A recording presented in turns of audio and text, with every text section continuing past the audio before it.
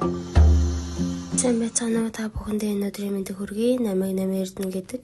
Байцгаана уу, намайг Саруул гэдэг. Бид хоёр өнөөдөр түүхийн медальтын дагуу Өмнө Говь аймгаа танилцуулах гэж байна. Өмнө Говь аймаг нь 1931 онд байгуулагдсан Монголын хамгийн том газар нутагтай аймаг бөгөөд далайн түвшнээс дээш 1406 м өндөр туршдаг.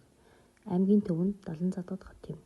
Улаанбаатар хотоос 553 км зайтай, нутаг дэвсгэрийн хэмжээ нь 165,400 хавтгад өргөлжин хэлбэртэй. Өмнө Говь аймаг нь тэмээний тоотлогоороо устдаа тэргүүлдэг юм аа. Одоо та бүхэндээ Өмнө Говь аймгийн үзэсгэлэнт газруудыг танилцуулъя.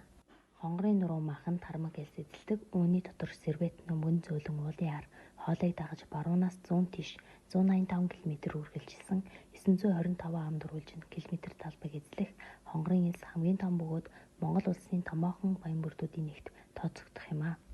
Хонгорын элсний баруун үзүүр торших, баруун зүүн шургуул тал, гашуун адаг, гашуун талын зөнгөр, хөөхрийн төв, хус шир, хужир шар, хус цаг сумдуул, хужир бүхий сонин товцтой хотгор газрууд юм аа. Элсэн махан нь доод ёроолосоо дээд оргил хүртэл 10-аас 195 м хүртэл зарчим өндөр бөгөөд салхитай үед янз бүрийн дуу аваа гаргадаг. Үүний тод жишээ нь хонгорын голын дуут махан юм.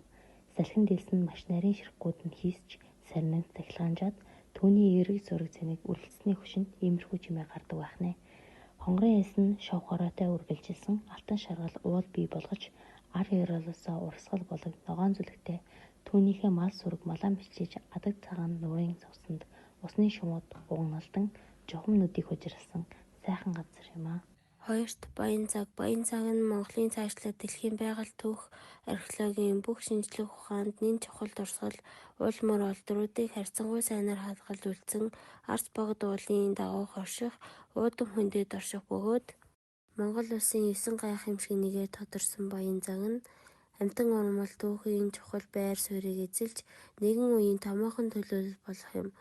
Одоогоос 60-аас 100 сая жилийн өмнөх амьдарч байсан өлөг гөрүүлийн томоохон нээлт болсон эндээс хамгийн анхны доторх гөрүүл нь дөнгөж гараад царцаж хөлдсөн өлөг гөрүүлийн өндөг олдсон юм. Дэлхийн шинжлэх ухааны түүхэнд томоохон нээлт болсон. Баян цагаас өнөөх хүртэлх хүн төрлөختний эртний түүх археологи гэх мэт чухал ховор олдруудыг олцоор байгаа түүхэн чухал газар юм аа. Тиймээс Монгол оронд төдийгүй дэлхийн нийтэд алдарсан юм. 3-т Говь гурван сайхан. Ёлын ам. Аймгийн төвөөс баруун тийш 56 км зүүн сайхан уулын байрлалтай Говь гурван сайхны байгалийн зохицолборт газар нь Монголын аялал жуулчлалын бүс багтдаг байгалийн үзэсгэлэнт газруудын нэг юм. Ёлын ам нь 1965 онд Дархан цаазат газар болох Ардын их хурлын тэргүүлэгчдийн тогтоол гарснаар говийн экосистемийг хамгаалах асуудлын үндсэн тавигдсан бөгөөд 1993 онд Ёлын амын Дархан цаазат газрыг өргөжүүлж 1993 онд байгалийн зохицолборт Дархан цаазат газар болгосон. 4-т Хэрмэн цав. Энэ газар нь гурван дэс сумаас баруун хойш Тостын уулын ар хоолойд сумаас 150 км зайд орших маш үзэсгэлэнтэй хайлаас тойрой сухай бүхий баян бүрдтэй мөн палеонтологийн ховор олдвор дээд цэрдвийн хурцаас зохицсон газар нутаг юм. Зулганы гол Алтан уулын баруун суганд орших талын хайрганаас их авах үзэсгэлэнтэй баян бүрд юм.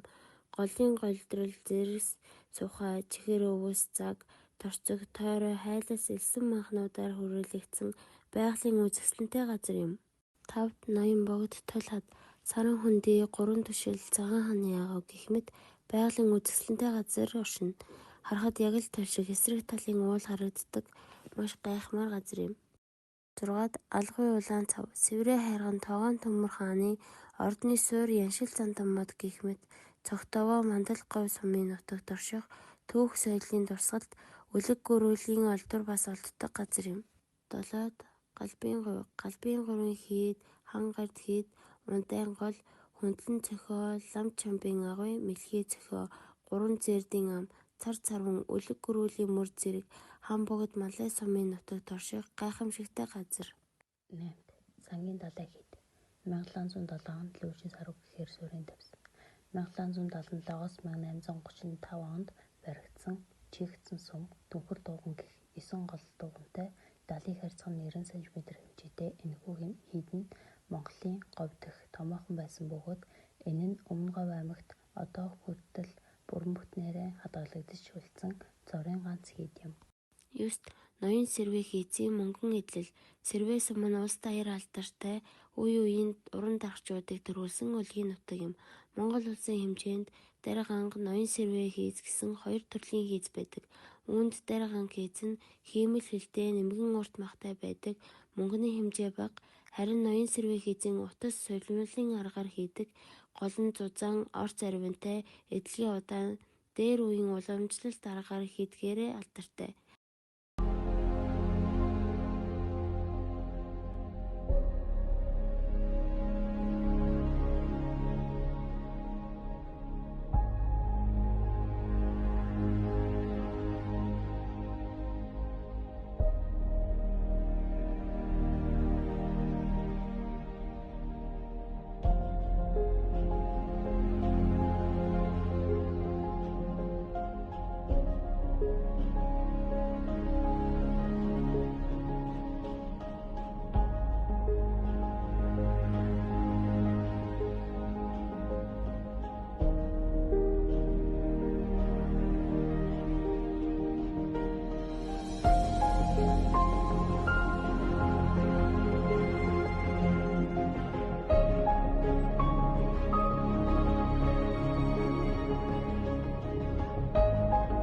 Өмнө Говь аймгийн өнөө үеийн байдал.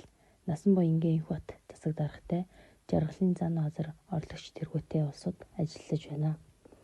Өмнө Говь аймаг нь ашигт малтан малын 80 гаруй орд 200 гаруй илрэлтээс 5 толгой, оюу толгой, нарийн сөхөд стратегийн ач холбогдолтой 3 томоохон орд газарт тогтоогдож нийт нутаг дэвсгэрийн хэмжээнд оюутлогоо 5 толгой, эрдэнэс 5 толгой, энержи, ресурс гэх мэт 14 компаниуд ашигт малтан малын олборлолтын үйл ажиллагааг явуулж байна. Эрүүл мэндийн хүрээнд аймгийн хэмжээгээр эрүүл мэндийн байгууллага 101 ажиллаж байгаагаас улсын төсвийн эмнэлэг 24, өрхийн эмнэлэг 4, цэргийн эмнэлгийн эмнэлэг 3, хувийн эмнэлэг 25, эмийн сан 43, эргэлтийн эмийн сан 14, ханган нийлүүлэх төв 4 тус ажиллаж байна. Усар соёлын хүрээнд аймгийн хэмжээгээр 2023-аас 24 оны хичээлийн жилд ерөнхий боловсролын төрийн хэвшлийн 22 сургууль үйл ажиллагаагаа явуулж байгаа бөгөөд 476 бүлэгт өдрийн ангийн 14,134 сурагчид хамрагдан суралцж байна. Хүн амын хувьд Өмнө Говь аймаг нь 2024 оны эцэс дүрслэлтийн байдлаар 71,493 хүн амтай болж 2023 оны эцсийн хүн амын мэдээнээс 2,3%-аар өсөж 1591 хүнээр өсжээ. Хэмжээнд 20 дотор байранд 831 хүүхэд амьдарч байна.